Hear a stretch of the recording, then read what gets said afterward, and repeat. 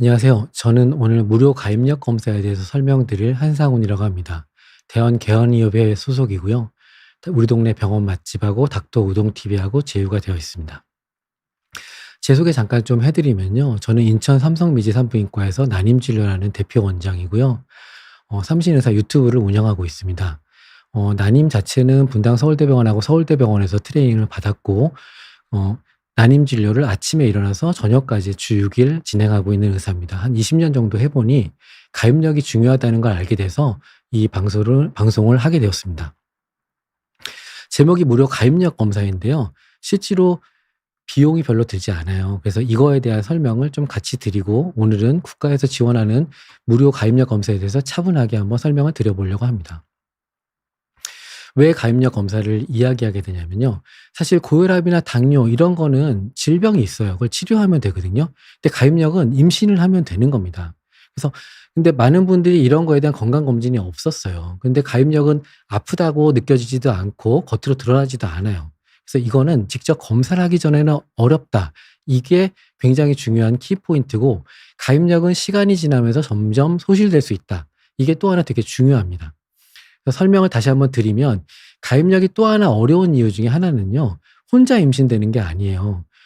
남성분하고 여성분이 만나서 이세를 출산하는 거기 때문에 임신이 되었느냐 안 되었느냐가 아니라 아이를 가질 수 있는 가능성을 평가하는 방법이라고 보시면 되겠습니다.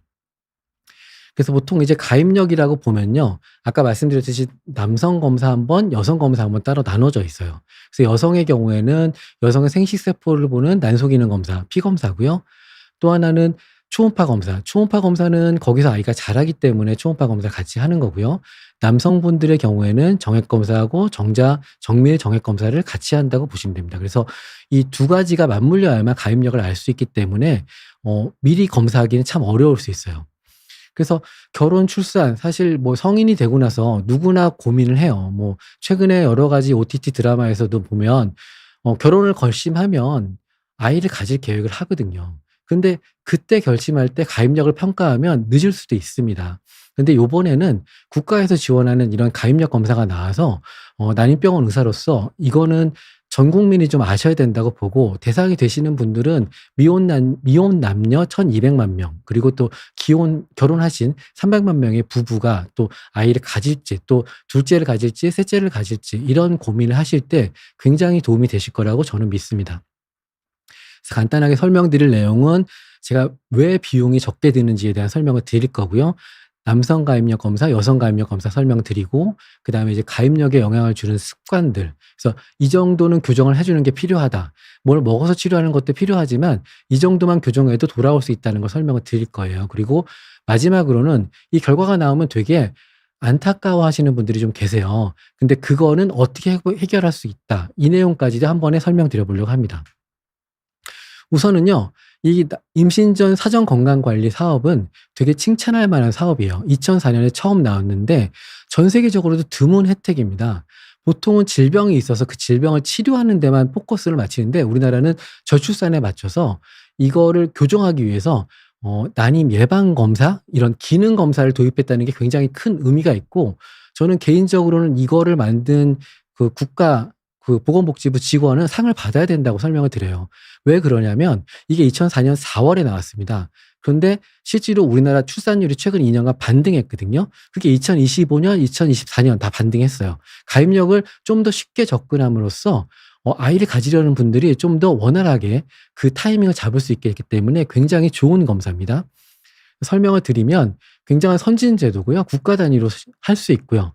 그다음에 비용이 거의 무료라고 되어 있는데 아내분들 검사는 여성분들의 검사는 2개를 검사하기 때문에 혈액 검사하고 초음파 검사를 하고요. 남성분들의 경우에는 정액 검사. 그래서 이 검사 비용의 거의 대부분을 국가에서 지원해 준다고 보시면 되니까 이 기회를 꼭 잡으시라고 설명을 드립니다. 그래서 간단하게 설명을 좀 드리면요. 국가에서 하는 지원 사업은 2026년 2월 지금 현재 20에서 49세예요. 그리고 검사 대상자 중 희망자예요. 누가 아프거나 이런 것도 아니고 결혼한 거랑 미혼이나 기혼이나 전혀 상관이 없어요. 내가 가입력에 대해서 궁금하다. 이런 분들은 신청을 하시면 됩니다. 심지어는 내국인 배우자를 가진 외국인도 지원을 해줘요. 그런데 신청하는 방법은 그다음에 설명을 드리고요. 여기 보시면 이보건소에서도 신청할 수 있고 내가 살고 있는 거주지 보건소에서 직접 가셔서 신청하실 수 있습니다. 작년의 경우에는 8월 정도에 예산이 소진이 됐어요. 그래서 그 예산에 맞게 신청하셔야 되기 때문에 저는 좀 서둘러서 검사해야 되는 분들도 좀 솔팅을 해 놨으니까 보시면 되고요. 자격 조건은 검사 의뢰서를 받아야 돼요. 즉 신청을 한 다음에 그 검사 의뢰서를 받은 다음부터 적용이 되는 거예요. 그래서 검사를 하고 이후에 신청하는 거는 소급 적용이 안 됩니다. 그래서 그거가 굉장히 중요한 얘기고요. 또 이 검사를 지원하는 신청한 병원들이 있어요. 해당이 되는 병원들에서 검사를 하셔야 되는 게 있고요. 여성의 경우에는 아까 말씀드렸듯이 최대 13만 원을 지원해 주고요. 남성의 경우에는 5만 원 정도의 정액 검사 비용을 지원해 줍니다. 그래서 절차는 아까 설명드렸듯이 거주지 보건소나 이보건소, 이 영상을 보고 있는 지금 현상에서도요. 그 휴대폰으로도 간단하게 본인 인증만으로도 신청하실 수가 있어요. 그렇게 신청하시고 검사 대상 기관을 찾으신 다음에 가까운 병원 가셔서 검사하시면 됩니다. 그리고 중요한 게 검사 의뢰서를 받은 다음에는요. 3개월 이내에 검사를 하셔야 돼요. 그리고 검사한 이후에는 한 달 이내에 신청을 하셔야 돈을 지원받을 수 있습니다. 그럼 누가 꼭 지원을 받아야 하는가 이건데 뭐 무조건 다 가시는 것도 중요하기도 하지만 저는 우선적으로 이게 한 번만 지원하는 게 아니라 3번을 지원합니다, 평생. 그래서 만 나이입니다. 만 나이로 29세까지 한 번, 20세에서 29세까지 한 번, 그다음에 30세에서 34세까지 한 번, 그다음에 35세에서 49세까지 한 번 지원을 해 주니 당연히 이 나이가 넘기기 전에 한번 보는 건데 이 디자인도 되게 잘했어요. 29세에서 30세 넘어갈 때부터 또 한 번의 생식 능력이 바뀌고요. 34세에서 35세 넘어갈 때부터 또 한 번의 생식 능력이 바뀝니다. 그러니까 그 전에 평가한다는 건 굉장한 의미가 있습니다. 그리고 내가 아무리 건강해 보여도 내가 아무리 외모가 좋아도 가입력은 사실 겉보기로 모르거든요. 그래서 이렇게 궁금하신 분들은 꼭 검사를 해보시라고 설명을 드리고 꼭 가셔야 되는 분들 중에 한 분은 생리가 불규칙하신 분들. 생리 불규칙하신 분들은 여기 써 있지만 배란이 불규칙해요. 그래서 날짜 잡기도 어렵고 내가 정말 이게 문제가 있는지 없는지를 사실 보기 되게 꺼림칙했는데 이걸 함으로써 되게 좋아집니다. 그다음에 난소 수술에 병력이 있는 경우에는 가입력이 떨어지게 돼 있어요. 그리고 가입력이 떨어지면 나중에 아이를 가져야 될 때 고민을 하시기 때문에 꼭 이런 수술 병력이 있는 분들은 검사가 필요합니다. 그다음에 이제 꼭 가셔야 되는 분 중에 이 나이대에 암에 걸리신 분들은 암 수술을 하고 화학 치료를 하게 돼 있어요. 근데 이런 화학 치료를 하면 생식세포도 영향을 받아서 가입력이 내려가게 돼 있습니다. 그래서 이런 치료를 하기 전에 당연히 이런 가입력에 대한 검사를 해서 치료 전에 어떻고 그다음에 치료 후에 어떻게 변하고 그래서 꼭 그 전에 어떤 조치를 할지를 평가하시는 게 아주 중요합니다. 다시 설명드리지만 필수 검사 항목은 여성분들의 경우에는 혈액 검사를 하는데 아무 때나 가서 검사하셔도 돼요. 생리 주기하고 상관이 없습니다. 피검사기 때문에. 그다음에 한 번에 하시려고 하면 생리 기간만 피해서 부인과 초음파를 보는데 초음파를 보면 초음파 볼 때 제일 좋은 시기는요. 생리가 끝난 직후가 제일 좋은 시기입니다. 그때 같이 보시면 되고요. 남성분들의 경우에는 정액 검사를 미리 예약하셔야 돼요. 그냥 의료기관에 가서 검사한다고 하면 안 되고요. 정액 검사는 하기 전에 준비해야 될 게 좀 있습니다. 금욕기간도 지켜야 되고 검사실을 쓰는 거기 때문에 예약을 하셔야 돼요. 그래서 오늘도 진료를 많이 하셨지만 부부분들이 토요일 같은 데 같이 예약해서 오시는 경우가 많습니다. 그래서 미리 계획을 세우시고 예약해서 진료하시는 걸 권장드립니다. 그다음에 이제 본격적으로 결과를 설명드릴게요. 이제 보통은 난소는 기능 검사를 해서 여성의 생식 기능을 평가해요. 사실 이 검사만 가지고도 기뻐하시는 분도 있고 슬퍼하시는 분들이 있어요. 근데 제가 설명드리는 건 확실한 건 이 검사 자체가 임신을 나타내지 않아요. 내가 난자를 몇 개 갖고 있는가, 내가 갖고 있는 난자의 얼만큼 젊은가 이런 내용입니다. 그래서 높다고 너무 안심하실 필요 없고요. 안심하시면 안 되고요. 그다음에 낮다고 너무 소심할 필요 없습니다. 다만 중요한 거는요. 그게 너무 낮을 경우에 그냥 방치하면 안 돼요. 제일 많이 물어보시는 게 난소 기능이 낮으면 의기소침해지시면서 고민을 하시는데 저는 너무 낮게 나오거나 아무런 원인이 없는데 좀 낮게 나오면 3개월에서 6개월 뒤에 꼭 자기 비용을 들여서라도 재검사를 하시라고 그래요. 그리고 그게 맞다면 좀 더 명확해지기 때문에 그거에 맞게 난임병원 선생님하고 나의 추후의 가입력과 임신에 대한 상담을 계획을 세우시면 얼마든지 헤쳐나갈 수 있습니다. 수치에서 간단하게 설명을 드리면요. 20대 분들 검사하시면 보통 4, 5 이 정도 나와요. 그래서 이 정도면 그냥 20 대는 사실 가입력 검사를 했을 때 이 정도가 나오는가를 보는 게 20대 검사입니다. 그다음에 이제 30대 검사를 하면 보통 1.6에서 3.7이 나오는데 30 대는 반으로 나눠야 돼요. 35 세부터까지 또 한 번 나눠야 되는데 이건 뒤에 그래프를 보고 설명을 드릴 거고요. 나이에 따라서 가입력은 감소한다고 아까 설명을 드렸듯이 30 대의 경우에는 보통 한 3 정도 나오면 좋고요. 35세 이상에는 이 정도 나오면 그래도 가입력은 좀 괜찮을 수 있다 이렇게 판단할 수 있습니다.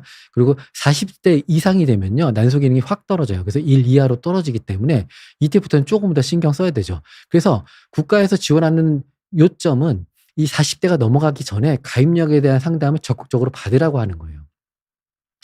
그래서 아까 난소 기능이 너무 높으면 마음이 편하신 분들이 계신데 이게 너무 높은 경우면 다낭성 난소 증후군이 있어요. 실제로 시험관악이나 보조생식술을 하는 분 중에 난소 기능이 꽤 높은 분들이 계시거든요. 이런 분들의 경우에는 배란 자체가 불균형하기 때문에 호르몬 불균형이 있고요. 이게 대사 질환으로 빠지기도 해요. 그래서 이게 다낭성이 좀 있는데 내가 좀 체중이 있다. 이런 분들은 되려 요즘에 유명한 주사나 이런 걸 써서 체중을 좀 관리하시는 걸 더 먼저 권장드리고요. 운동하시면 생리가 돌아온다. 그러면 내가 난소 기능이 좋아도 다낭성은 좀 피할 수 있겠다. 이렇게 보시면요. 되고요. 제가 권장드리는 조치는 산부인과에서 상담을 하고 당장 임신 계획이 없더라도 약물 치료를 조금씩 하시는 게 필요합니다. 그리고 생활 습관도 같이 교정하시고 정기적인 모니터링을 꼭 하셔야 나중에 임신하실 때 어려움이 없다고 설명을 드립니다. 그래서 이제 그래프로 제가 조금 더 쉽게 설명드렸어요. 여기 보시면 20 대는 보나마나 이 정도 나오면 괜찮습니다. 그냥 지켜보셔도 됩니다. 30 대부터가 문제인데요. 문제라고 말하긴 하지만 좀 난소 기능이 좀 많이 떨어진다. 그래서 이게 제가 설명드릴 때 좀 곤란할 때도 있어요. 그래서 35 세부터는 확 떨어지거든요. 만 35 세입니다. 우리나라 초산 평균 나이가 33 세거든요. 그러니까 35 세가 넘어간다고 그러면 적어도 이런 가입력 검사는 꼭 하시고 난임에 대한 어떤 임신에 대한 상담을 꼭 받으시는 걸 권장드리고요. 40 세가 넘어가면 가입력도 내려가지만 수정된 수정란에 유전자 이상도 생겨요. 그렇기 때문에 40대 이상이라면 당장 검사하셔야 합니다. 그다음에 이제 초음파 얘기를 잠깐 드리는데요. 여성의 경우에 검사가 하나 더 있다고 그랬습니다. 사실 예전에는 처녀가 뭐 산부인과가 초음파를 보느냐 이런 얘기를 많이 했는데 요즘에는 많이들 진료를 하십니다. 초음파를 보면 의외로 혹이 많아요. 자, 이제 근종부터 먼저 설명을 드릴게요. 근종은 20대 여성이면 30대 여성이면 30% 정도 있을 수 있습니다. 그런데 중요한 건 이게 수술을 해야 되느냐 말아야 되는가 판단이에요. 근데 꼭 나중에 설명드리겠지만 이 수술 여부가 내가 어떤 큰 마음을 먹고 전신 마취를 하는 거잖아요. 이런 경우는 꼭 난임병원 선생님하고 한번 상담을 하시는 게 필요하고요. 그다음에 제일 많이 나오는 것 중에 하나가 자궁내막증. 난소에 혹이 있는 경우입니다. 실제로 많이 약을 드시기도 하고요. 이런 경우도 가입력이 많이 떨어집니다. 그 이유는 이 자궁내막증 자체가 난소를 공격해요. 그래서 난소의 예비력이 떨어지기 때문에 영향을 주고요. 아까 설명드렸던 다낭성 난소 증후군은 당연히 약물 치료가 필요하고 자궁내막에 용종이 있거나 그런 경우 착상에 영향을 주기 때문에 꼭 관리가 필요합니다. 그래서 좀 심플하게 설명을 드리면 난임병원이건 아니건 어떤 검사를 했을 때 이런 제가 말씀드린 이런 혹이 있다. 그러면 난임병원 선생님하고 어떻게 치료해야 될지 상의하는 게 굉장히 중요해요. 왜 그러냐면 저희는 이제 시험관하기까지 하고 가입력이 많이 떨어지신 분들을 보거든요. 그러면 그분들이 언제부터 됐을까를 역추적해서 봅니다. 그러한 데이터가 있기 때문에 그래서 내가 조금이라도 이상하고 애매하다 그럴 땐 한 번 정도는 병원에서 상담하는 거 정도 비용 얼마 안 드니까 꼭 검사하시라고 설명드려요. 제가 이제 예시를 잠깐 드릴게요. 이분 같은 경우에는 MRI도 찍고 끝내 이제 난소 혹이 많아서 수술을 했어요. 왜냐면 암이면 걱정이 되잖아요. 그래서 보시면 여기 수치가 수술 전에 3.4예요. 이분 92년생이십니다. 근데 수술 후에 난소 기능이 17분의 1로 떨어졌어요. 굉장히 걱정되는 상황입니다. 근데 이제 설명드릴 내용은 보조생식술을 하는 시험관하게 하는 병원들 우리나라에는 한 200개 내외 정도 있는데요. 이 선생님들이 또 이런 걸 또 잘 치료해요. 그러니까 너무 걱정하지 마시고 이런 경우에는 바로 난임병원에 가셔서 어떻게 할지 상의를 하는데 이래서 어떤 수술이 있을 때 한 번 정도는 그전에 어떻게 할지를 보는 방법을 상담하는 게 필요해요. 그래서 수술을 하려고 하면 그전에 난자를 얼려놓는 경우도 있고요. 결혼하셨으면 배아를 만들어 놓는 방법도 있으니 꼭 어떤 부인과 수술하기 전에는 이런 상담을 하시는 걸 권장드립니다. 이분 같은 경우도 이제 멀리서 오셨었어요. 저희 병원 오셨었는데 이분은 수원에서 오셨고 저는 인천에 있었거든요. 이분은 이제 가입력을 보존하려고 대기업 팀장급 되셨던 분이세요. 아주 정말 스마트하셨어요. 그래서 딱 알아보고 오셔서 이분은 가입력이 되도록 최소한의 수술만 해 드렸거든요. 그리고 자연임신 되셨어요. 근데 이걸 잘못하면 가입력 떨어지고 시험관하게 가야 되거든요. 그래서 난소에 혹이 있다면 꼭 한 번 정도는 난임병원 근처에 난임병원 선생님하고 상의해 보시는 걸 권장드립니다. 그다음에 설명드릴 내용이 이제 아까 설명드린 자궁내막증은 아까 옵션이 있는데 이런 영향을 덜 주는 게 있어요. 흡인술이라는 게 있고 약물 치료라는 게 있고 배란 유도도 임신이 될 수 있습니다. 그래서 저희는 나이나 이런 걸 보면서 배란 유도를 먼저 할지 아니면 시험관을 할지 아니면 언제까지 자연주기를 하고 임신 시도를 할지 이런 걸 설명드릴 거예요. 그다음에 다낭성 난소증후군은 배란에 문제가 있는 거기 때문에 이거는 실제로 자임신 잘 안 되는 경우 많습니다. 그래서 이런 경우가 있다면 미리 디자인하시고 결혼하실 때쯤 오셔서 배란 유도하시는 분들도 계시더라고요. 그래서 실제로 결혼 전에 재환자분이셨는데 3개월 전부터 시도하셨어요. 그리고 결혼하시고 허니문 베이비로 그냥 바로 졸업하셨습니다. 그러니까 다낭성이 있다고 너무 걱정하지 마시고 결혼하기 전에 정도는 한 번 정도 봐야겠다. 이렇게 보시는 거 아주 중요합니다. 이제 여성분들한테 꼭 설명드릴 내용이 난소 기능 검사는 객관적으로 나 있고 초음파 검사 객관적이지 않거든요. 두 개가 좋다, 나쁘다 조합을 하면 4가지 경우의 수가 나와요. 그래서 이거를 가지고 본인이 판단을 해야 되는데 여기에 나이라는 변수, 제일 중요한 변수 하나 넣어야 되기 때문에 이거는 꼭 난임병원 선생님하고 오셔서 상의를 해보시는 걸 권장해요. 둘 다 괜찮다. 그러면은 꼭 안 오셔도 됩니다. 다만 이게 영향을 주거나 내가 29세가 넘어가기 시작하거나 또 영화에도 드라마에도 나오죠. 30대, 35, 40대 이때 정도 진입하는 시점이 되면 꼭 난임병원에 와셔서 가입력에 대한 상담은 꼭 필요하다고 설명드려요. 그래서 여성분들 가입 검사에 대해서 먼저 이렇게 설명을 드렸고요. 질문이 좀 많이 올라오셔서 제가 우선은 빨리 좀 더 진행을 해보도록 하겠습니다.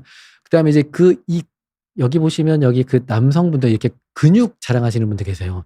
저희 병원 근처에는 헬스장이 한 10개 정도 있어요. 실제로 이분들 검사하러 많이 오시거든요. 이분들 오실 때 포장이 이렇게 큰 단백질 음료 하나 딱 놓고 진료를 하십니다.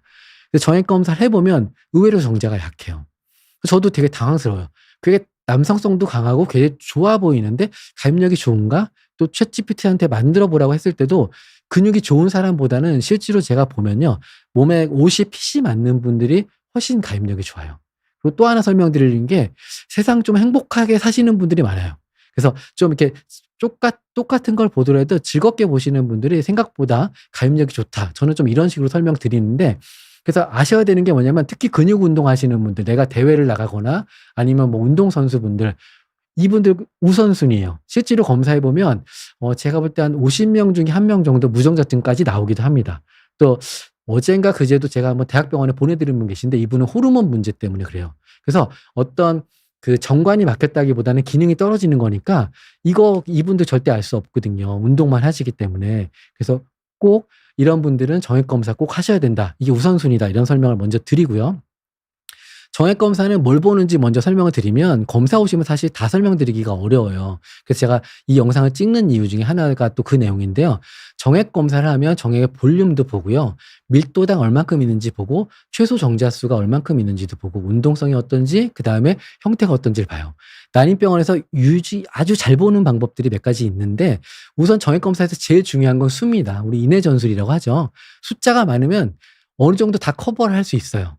그다음에 두 번째로 중요한 게 운동성인데요. 이게 이제 화살을 쏘고 올림픽에 나가면 관역에 맞추려고 하면 잘 가야 되잖아요. 바람도 계산하고 하는 것처럼. 그래서 이렇게 운동성이 필요하기 때문에 이런 분들 되게 중요하고요. 그다음에 형태 검사. 흡연하시는 분들 형태 대부분 나빠요. 근데 형태가 안 좋으면 기형아 나온다고 걱정하시는데 형태가 안 좋은 정자는 수정 안 되는 경우가 더 많습니다. 그러니까 형태가 안 좋을 경우에는 임신할 가임이 될 정자수가 적기 때문에 오히려 임신력이 떨어져요. 그러니까 남편분들은 사실 과로하시잖아요. 근데 그런 경우에 정액 검사하면 안 좋은 경우 많으시기 때문에 꼭 검사하시고 아내분 혼자 마음 아프게 하지 마시고 꼭 같이 커플이 검사하시고요. 제가 또 20년 넘게 진찰을 하다 보니까 부부 같이 다니시는 분들 빨리 졸업하십니다. 그러니까 가능하시면 꼭 같이 다니세요. 의외로 그러면 나중에 너 탓, 내 탓 이런 거 안 하고 빨리 졸업하시면 돼요. 가입력은요, 질병 아닙니다. 아이만 가지면 아무 문제 없는 겁니다. 잠깐 기준 설명 드렸으니까 나중에 다시 보기 하실 때 보시고요. 정형검사 결과지 받으셔서. 그다음에 이런 분들 꼭 재검사해야 돼요. 제가 웬만하면 정형검사 언제 보세요 이렇게 설명드리는데 반복적으로 수치가 낮거나 3가지 항목 이상 낮거나 특정 수치가 너무 낮은 경우, 또 그리고 의외로 염증이 있는 분들 계세요. 그런 분들 꼭 다시 보셔야 돼요. 그다음에 아까 설명드렸듯이 겉으로 건강해 보여도 이렇게 그 헬스장처럼 운동하시고 몸이 좋아 보여도 임신이 잘 안 되는 분들이 계신데, 이게 의외로 스트레스 있어요. 현대인들 중에 보통 우리나라 사람들이 6시간 자거든요. 이런 분들이 호르몬 교란 때문에 정자 생성이 저하됩니다. 음주, 흡연이 또 2위인데요. 음주를 하면 몸이 즐겁게 음주를 하면 사실 생각보다 영향은 덜해요. 근데 흡연은 많이 하면 확실히 영향을 주고 눈에 안 보이는 DNA 손상이 옵니다. 그러면 생식세포가 영향을 받기 때문에 흡연은 아이를 갖기 6개월 전부터 무조건 조절하셔야 돼요. 검사 오셔서 그 결과를 보고 끊으시는 것보다는 당연히 그 전부터 끊으시는 게 당연히 중요하고요. 열에 노출되거나 싸우는 거 남자분들 아주 안 좋습니다. 그래서 괜히 또 한겨울에 뛰어나가지 마시고요. 그 생식기관만 좀 차갑게 마사지 하시면 훨씬 좋습니다. 그리고 너무 과도한 운동, 아까 설명드렸죠. 운동을 하루에 3시간, 4시간 하시는 분들 계세요. 남성 테스토스테론 자체가 호르몬 불균형을 일으켜서 정자 생성에 영향을 줍니다. 그래서 과도한 운동도 아주 조심하시는 게 필요합니다. 정액 검사도 나이에 영향을 받는가? 요것도 제가 좀 찾아봤어요. 말씀드리기 위해서. 정자 상태는 보면 40세부터 좀 완만히 떨어져요. 여성분들은 좀 급격히 떨어집니다. 35세부터. 근데 남자분들은 완만히 떨어진다. 그래서 이제 어제도 저희 선생님하고 밥 먹을 때 선생님이 물어보시더라고요. 어떤 그 유명한 분들은 60세 넘어도 아이가 생기는데 남자분들은 그걸 어떻게 보세요? 이렇게 얘기를 하시는데, 제가 바라보는 관점은 이게 가입력이잖아요. 그래서 남편분이 너무 건강하거나 아내 되실 분이 너무 건강하면 이게 남편분이 약하거나 아내분이 약해도 이 반대편 생식세포가 끌어올려 줄 수 있어요. 그리고 걱정하시는 거와는 많이 달리 의외로 우리나라 보조 생식술이 거의 세계적 수준이거든요. 이 세계적 수준으로 얼마든지 극복이 가능하시니까 너무 상심하지 말라는 얘기를 드리고 싶어요. 다시 한번 강조하는데요. 제가 정액 검사를 한 달에 참 많이 하는데 무정자증 꼭 한 달에 한두 번씩 꼭 나와요. 적어도 나옵니다. 이런 분들 너무 걱정하지 마세요. 심지어 여기 무정자증에다가 유전자 이상까지 나왔는데 그 안에서 정자 3마리 추출해서 임신되셨어요. 그런 분들도 계시니까 무정자증 나왔다고 또 커플이 너무 흔들리지 마시고 꾸준히 노력하시면 되게는 잘 졸업하시니까 어떤 지표들에 대해서 상의를 꼭 해보시는 게 필요합니다. 그다음에 이제 가입력에 나이 영향 주는 거 아까 설명을 드렸고요. 다시 한번 요점 정리하면 나이가 제일 중요해요. 검사 결과도 중요하지만 나이가 중요해요. 그래서 임신 계획은 드라마에도 나오죠. 여자친구분이 30대 중반이 넘어가는데도 결혼 계획이 없다면 이건 조금 문제가 있는 것처럼 나이를 보면서 임신 계획을 세우는 거 아주 중요하고요. 흡연은 당연히 줄여야 됩니다. 그다음에 이제 스트레스 줄이는 것 중에 제일 중요한 게요. 절대적으로 내 뇌를 쉬게 하는 게 중요해요. 그래서 7시간 정도 푹 자는 게 제일 뇌 회복도 좋습니다. 그다음에 이제 진료실에 잘 설명드리기 어려운 내용이 이제 비만인데요. 체질량 지수가 좀 많으신 분들 당연히 요즘 주사 잘 나왔으니까 맞으시면 확 좋아지세요. 그리고 가입력도 금방 좋아집니다. 그래서 실제로는 그 비만 주사들 나오지만 위고비 베이비, 마운자로 베이비처럼 주사 맞다가 임신되시는 분들 많이 계세요. 그러니까 체질량 지수 꼭 조절하시고요. 과도한 운동은 저는 권장하지 않아요. 아이를 갖기 위해서 운동하는 것보다는 매일 내가 꾸준히 할 수 있는 운동 정도, 즉 어떻게 보면 산책이나 약간의 달리기 정도가 훨씬 중요합니다. 그리고 카페인도 많이 영향을 주니까 하루에 2잔 이하로 꼭 관리하시고요. 당연히 이런 독성들 얘기하는데 많이 물어보세요. 또 이런 거 제일 많이 물어보시는 게 임산부 초반이거든요. 임신 초기인데 아이 가졌는데 어떤 걸 피해야 될까요? 이런 걸 많이 물어보시는데 실제로는 아이 갖기 전부터 이런 관리가 필요해요. 그래서 환경 호르몬이 들어갔을 것 같다. 뭔가 좀 많이 조합을 해서 만든 것 같다. 이런 거는 피하시는 걸 저는 좀 더 권장드립니다. 제가 이거 준비하면서 꼭 필요한 내용에 하나 넣었어요. 이게 꼭 아셔야 되는 게 여성분들 여드름 치료하잖아요. 그러면 이소트레톤이라는 약을 먹거든요. 이걸 드신다면 적어도 6개월, 1개월에 3개월 전에 중단하셔야 되고 이 사이엔 오히려 피임하셔야 돼요. 그다음에 다이어트 주사 요즘 많이 맞잖아요. 보통은 학술적으로는 한두 달만 쉬면 되는데 3개월 정도 넉넉하게 쉬고 임신 시도하시는 걸 권장드리고요. 저도 먹었었는데 남백동화 스테로이드 이거 먹으면요. 의외로 정자 상태 떨어집니다. 남성성도 약간 변할 수 있으니 꼭 관리하시고 이런 분들 오시면 호르몬 검사까지 같이 해보시는 걸 권장드려요. 그다음에 요즘에 우울증이 사실 없는 분이 없죠. 그래서 우울증 약 드시는 분도 많으신데 이런 분들한테 좀 조언을 드리면 아이를 갖는다고 우울증 약을 중단하지 마세요. 임신 중에도 먹을 수 있는 약이 있습니다. 그게 아까 그 이보건소에 가면 가입력 검사에 PDF 파일로 다 나와 있으니 그거 한번 보시고 상의하시고 임신 전부터 우울증 약을 교체하면서 시도하시는 걸 권장드려요. 그다음에 여기서 이제 피해야 될 건 당연히 뭐 열이나 독성을 피하면 되고요. 그다음에 이제 좋게 하는 거 많이들 물어보시는데 우리 인터넷 보면 뭐 먹어서 아이 가졌어요 이러잖아요. 실제로 난임의사가 보면요. 괜찮은 음식만 먹어도 충분히 괜찮습니다. 그다음에 두 번째로는 체중 조절하는 것도 굉장히 중요하고요. 그다음에 운동하는 거 굉장히 중요해요. 운동 얘기 잠깐 드리면 우리가 그 어떤 연애 프로그램 보면 그 사람을 보면 가슴이 뛸 것 같아요. 이런 얘기 하잖아요. 근데 누가 없어도 가슴이 뛰고 싶다면 당연히 운동 많이 해보시면 돼요. 숨도 차고 심장도 뜁니다. 그렇게 내가 제일 좋은 상태를 만나서 그때 파트너분을 만나면 당연히 바로 그냥 임신되세요. 그러니까 그런 경험을 미리 만들기 위해서 지금부터 꾸준히 운동하시고 요즘 젊은 분들 운동 많이 하시는데 마라톤도 막 이렇게 미리 그 참가가 어려워질 수도 있는데 그런 운동하시는 거 저 아주 권장할 일이라고 봅니다. 그래서 이제 종합적으로 설명을 드리면 가입력은요 요렇게 평가를 하는 게 제일 중요해요. 시간 점수라는 게 있어요. 나이. 제일 중요합니다. 그다음에 이제 나이에 따라가는 난소 기능이 떨어질 수 있겠죠. 그다음에 이제 환경 점수는 초음파를 봐서 아이가 자랄 곳이기 때문에 자궁의 이상 여부는 당연히 교정을 해 줘야 되고요. 파트너 점수라고 해요. 남자 여자를 바꿀 수도 있지만 파트너 점수는 정자 상태가 좋아지면 난소 기능이 약해도 끌어올려 줄 수 있어요. 그러니까 파트너 점수도 꼭 같이 평가하시고 즉 남자친구가 있거나 여자친구 있는 분들도 꼭 같이 검사해 보시는 거 권장드려요. 그다음에 제가 여기서 기혼 부부를 위해서 하나 더 추가한 게 있는데 타이밍이에요. 우리 사랑은 타이밍이라는 얘기를 들으셨을 거예요. 실제로 최근에 나왔던 어떤 영화 중에도 한국 영화 중에도 타이밍이 안 맞아서 헤어진 커플이 있었죠.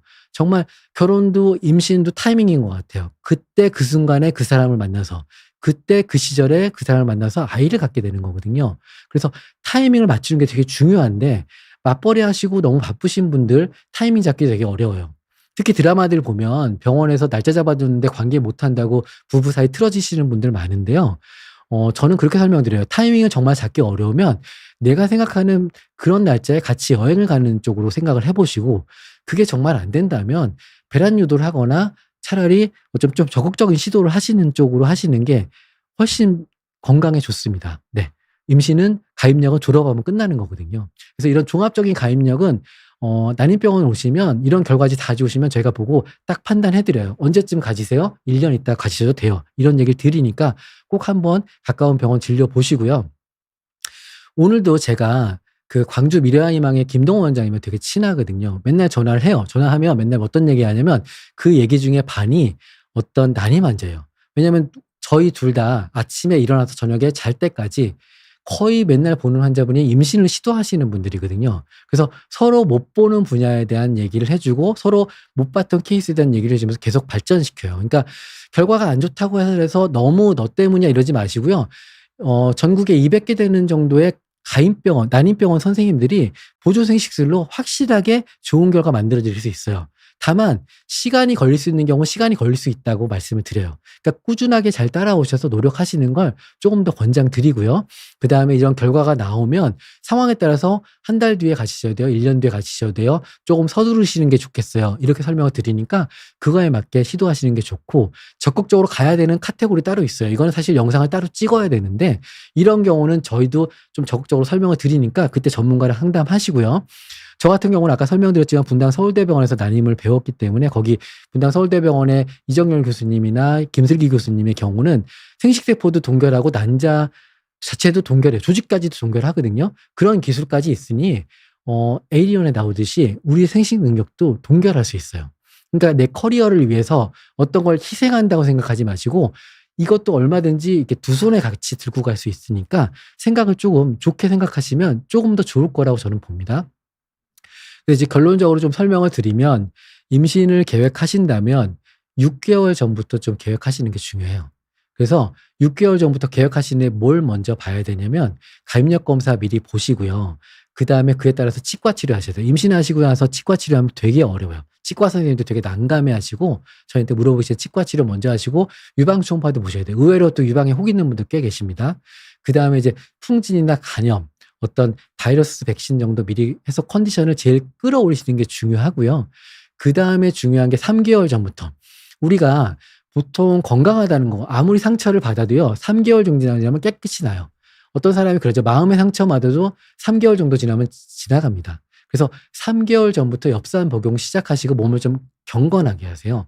아이를 갖고 나서 몸을 경건하게 하는 게 아니라 아이를 갖기 전부터 부부가 친밀한 활동을 또 하고 실시로 교류도 많이 하고 어떻게 보면 연애 시를 좀 돌아가시는 걸 권장드려요. 그리고 유해 약물 독소 당연히 차단하시고요. 저는 다시 한번 강조드리지만 안 좋은 좋은 뭘 먹어서 치료됐다기보다는 가입력은 뭘 안 해서 그리고 해로운 걸 피해서 치료되는 경우가 많아요. 예를 들면 잠을 너무 짧게 자는 거 길게 자면 가입력도 회복이 됩니다. 그다음에 너무 늦게까지 뭘 다른 일을 하는 거 이런 것도 굉장히 중요해요. 그런 거 피하셔야 되고 체중 관리하시는 거 이런 것만 해도 뭘 먹는 것보다 훨씬 좋습니다. 제가 매번 설명드리지만 진료실에서 당뇨가 있으신 분을 만나는데 당뇨약을 많이 드시면서 맛있는 걸 먹으면 당뇨 치료 안 돼요. 그런데 실제로 내 생활 습관을 교정하고 식사 습관을 교정하면 당연히 치료 잘 됩니다. 그래서 이게 병 주고 약 주고 이런 개념이 아니라 약간만 조절하시면 실제로 가입력에 계신 분들 되게 젊으신 분들이에요. 얼마든지 되돌릴 수 있어요. 그러니까 꼭 그런 하지 말아야 될 행동들을 좀 피하시면 좋습니다. 그리고 당연히 한 달 전부터는요 조금 더 적극적으로 시도하셔야 돼요. 피임도 중단하시고 그다음에 이제 마음도 좀 컨트롤하시고 그다음에 금연 금주 꼭 하시는 거 굉장히 중요합니다. 그래서 이제 아까 설명드렸지만 결과 후에는 뭘 해야 되는지 설명드리는데요. 이 결과가 좀 안 좋게 나온 분들은 당연히 뭐 정기적으로 검진을 하실 테니까 혹이 있으면 1년마다 보시고 그다음에 난소 기능이 괜찮으면 그 생애 주기 3주기 29세까지 한 번, 34세까지 한 번, 그다음에 그 이후에 한 번 이렇게 보시면 되니까 그 상태에 따라 보시면 되니까 그분들은 걱정이 없고요. 오히려 낮게 나온 분들은 바로 치료를 해야 되는가 이런 계획을 좀 당겨야 돼요. 그래서 저 같은 경우에는 배란 유도라도 먼저 해보시죠. 이렇게 즉 병원에서 어떤 시술하는 걸 좀 거부감이 있으신 분들이 계세요. 그런 분들한테 좀 계획을 앞당기시라고 설명을 드리고요. 또 하나는 커리어 때문에 내가 굉장히 중요한 시기란 말이에요. 그래서 이런 경우에 어려울 경우에는 내 생식세포를 동결할 수 있어요. 그래서 동결 보존이라는 기술이 발전되어 있기 때문에 정자도 올릴 수 있고 난자도 올릴 수 있습니다. 이런 걸 얼려놓으면 나중에 필요하죠. 그래서 실제로 보시면 결혼정보 회사에서도 나이가 좀 많으면 난자 얼려놓으셨나요? 이런 질문까지 하고 있어요. 그래서 가입력에 대한 건 정말 정말 중요합니다. 그다음에 생활습관 교정은 어떻게 보면 저는 개인적으로는 운동을 규칙적으로 하면 이런 생활습관 교정이 다 된다고 봐요. 그래서 좀 불편하실 수도 있지만 하루에 30분 정도만 운동하는 시간을 내신다면 사실 흡연이나 음주하시는 시간도 줄 수 있고요. 오히려 다른 거 할 시간도 줄일 수 있어요. 그렇게 해서 운동을 하시는 걸 조금 더 권장드립니다. 그래서 이제 제가 드리는 말씀 중에 마지막 내용 중에 하나인데요. 검사는 가입력 검사에 대해 되게 무료예요. 비용 얼마 안 듭니다. 그래서 이거는 당연히 신청하시고 받아야 되는 우리의 국가의 권리이기도 하고요. 여러분들이 내는 세금으로 하는 정책이에요. 꼭 검사하시고 또 하나 설명드리는 건 시간은 돈 주고도 살 수 없어요. 초가 녹듯이 가입력이 떨어지면 그건 다시 되돌릴 수 없습니다. 하지만 어떤 난임병원 시술들은 이런 것까지도 해결을 해드려요. 그러니까 가입력은 내가 고칠 수 없는 난치병이 아니라 즉 난임은 난치병이 아니라 임신만 되면 끝나는 거기 때문에 너무 걱정하지 마시고 꼭 너무 낮게 나온 경우에는 난임병원 문을 두들겨 보세요. 그다음에 설명드리는 게 이제 임신은 아까 설명드렸지만 타이밍이에요. 절대로 혼자서 아이를 가질 수가 없습니다. 그래서 정보를 충분히 생각하시고 그다음에 타이밍을 맞추는 걸 설명드리고요. 대한민국 국가에서 전 세계 유례 없이 거의 맨날 안 할 것 같아요. 그것도 전 국민 대상으로 하는 거 예산도 굉장히 중요하거든요. 제가 볼 때는 여태까지 나온 실제로 제가 필드에서 뛰는 의사로 볼 때는요. 여태까지 나온 어떤 저출산 대책보다도 아주 좋은 대책이에요. 예산도 정말 어마무시합니다. 당연히 신청하시고 여러분의 권리 그리고 가입력 검사를 하면 내가 어디에 와 있다까지 나와요. 그러니까 괜히 불안해하지 마시고 그러면서 어떤 우리의 건강은요. 액션 리액션이에요. 내가 반응과 다시 돌아오는 반응을 보고 내 가입력이 어떤지 판단할 수 있죠. 내가 하루에 어느 정도 운동을 하면, 내가 하루에 어느 정도 활동을 하면 내 가입력이 어떻게 변한다. 이렇게 볼 수 있는 아주 중요한 기회니까요. 꼭 검사들 하시고요. 꼭 좋은 선택을 하셨으면 합니다. 가입력 보존에 대한 건 아직 우선 질문들이 많이 올라오셔서 그걸 먼저 설명드리고, 가입력 보존 정책도 따로 있으니까 아까 설명드렸듯이 난소암 수술을 하거나 또는 어떤 난소나 자궁 부속기 수술을 할 경우에도 국가에서 난자 동결 지원해 줘요. 1회 한해서 지원해 주니까 그것도 이 보건소 들어가면 다 나와 있습니다. 꼭 확인하시고 거기 PDF 파일 보시는데요. 나중에 또 궁금하시면 다른 영상으로 또 한번 설명을 드리겠습니다. 그럼 이제 시청자 질문 답변 드려보겠습니다.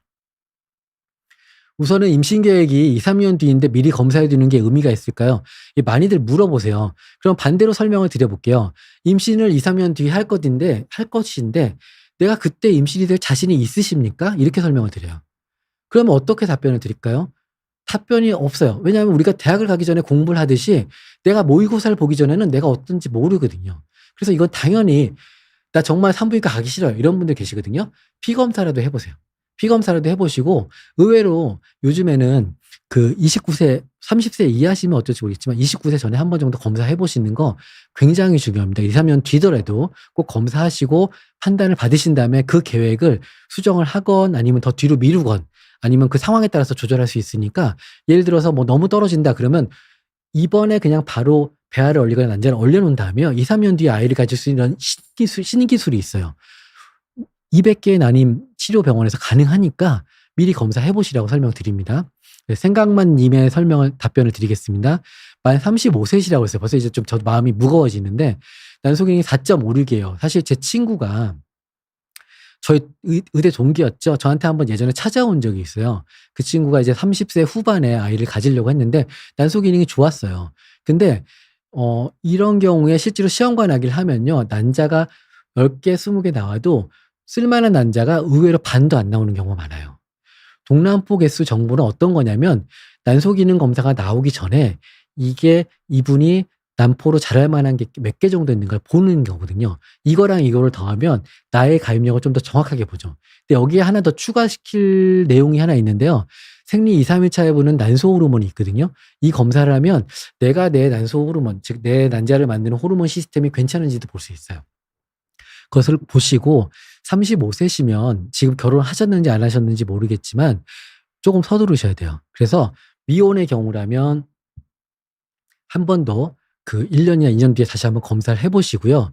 그리고 필요할 경우에 난자를 얼려놓는 거 고민하시고, 기혼의 경우라면 남편분 정액 검사를 하시고 어떻게 할지 판단하시는 게 필요합니다.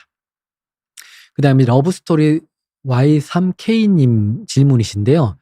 아이가 한 명이 있는데 둘째 계획이 있다면 이 경우 신청이 가능한 거예요? 당연히 됩니다. 지금 대한민국에서 지금은요, 아이를 갖겠다는 사람, 말린 사람 아무도 없어요. 그래서 난임병원에 오시면 얼마든지 지원되고 잘 되는 비결을 설명드려요. 근데 이제 이건 있어요. 제가 매번 이제 진료를 하다 보면 첫째는 좀 어렵게 생기는 경우도 의외로 많습니다. 근데 둘째는 조금만 톡 건드려지면 임신이 잘 되는 경우도 많아요. 그래서 기본 검사를 하시고 어떻게 보면 자신감을 갖는 어떤 그런 기회로 삼으시면 될 것 같아요. 그래서 당연히 신청 가능하고, 아까 설명드렸지만 결혼했는지 이혼인지 돌싱을 했는지 뭐 둘째를 가졌는지 셋째를 가졌는지 전혀 상관이 없어요. 그냥 검사해 보실 수 있습니다. 그 다음에 이제 산민 55분인데요. 난소 AMH가 낮다고 나오면 바로 난임이라고 봐야 되나요? 아까 설명드렸지만 이게 이제 국가에서도 공인한 난소 기능 저하 기준이 있어요. 이게 뭐가 있냐면 1.0이에요. 1.0에서 1.2 기하면 어느 날에, 아까 설명드렸지만 40대가 그렇게 나오거든요.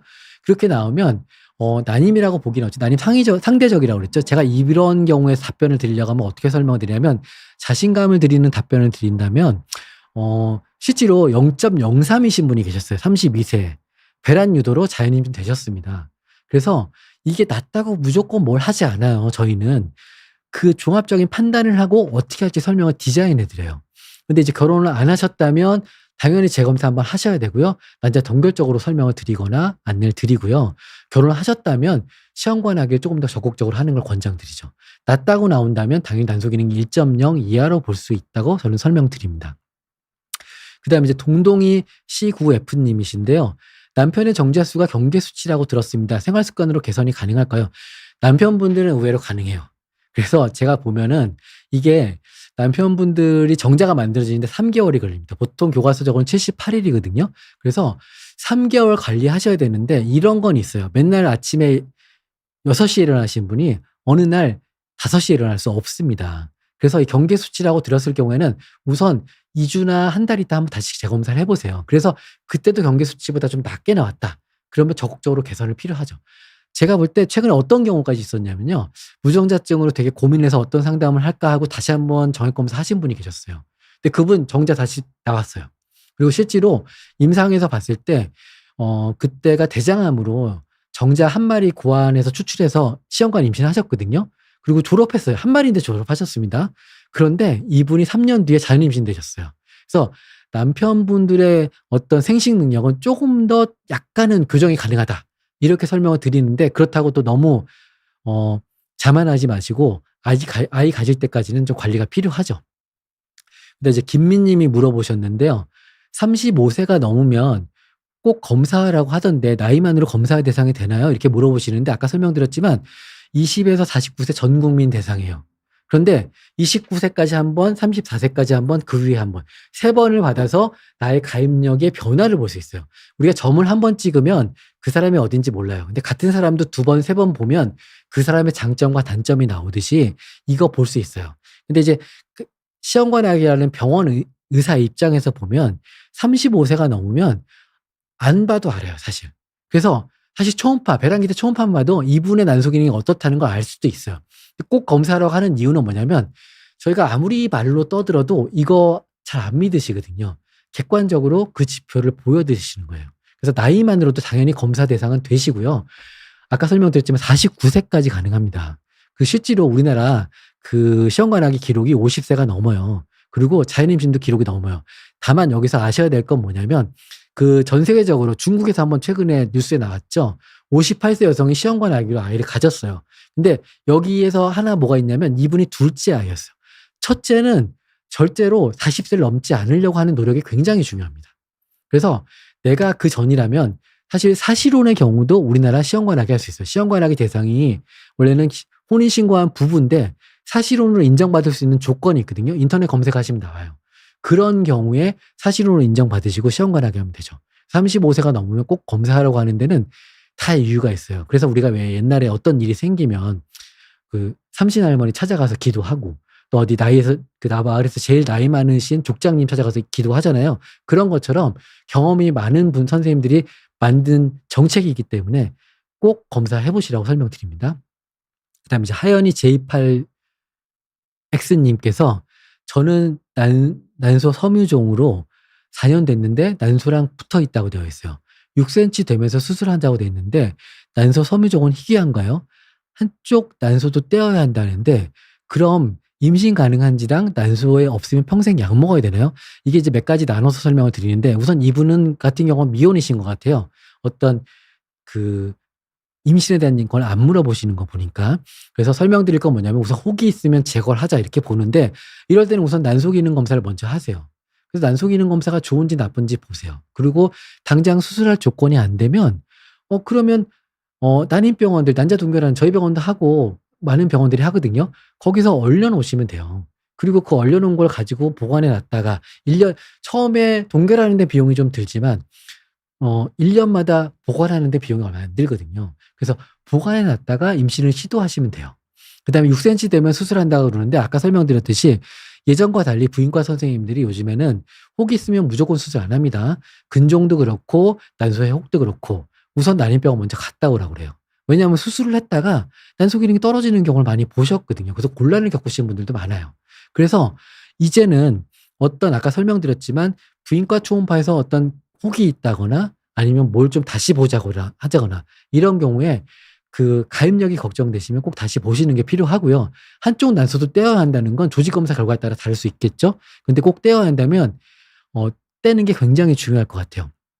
그리고 난소가 없으면 평생 약을 먹어야 된다고 물어보시는데 만약에 내가 이걸로 양쪽 난소를 수술했잖아요. 양쪽 난소를 수술하고 그다음에 내가 더 이상 가입력이 없을 때 난자를 미리 얼려 놓으면 나는 자궁은 있잖아요. 그러면 이 동결된 난자와 내가 나중에 결혼을 했을 때 그 남편을 만나서 생식세포를 수정시키고 밖에서 수정시키고 시험관악이라고 합니다. 체외 수정이라고 하죠.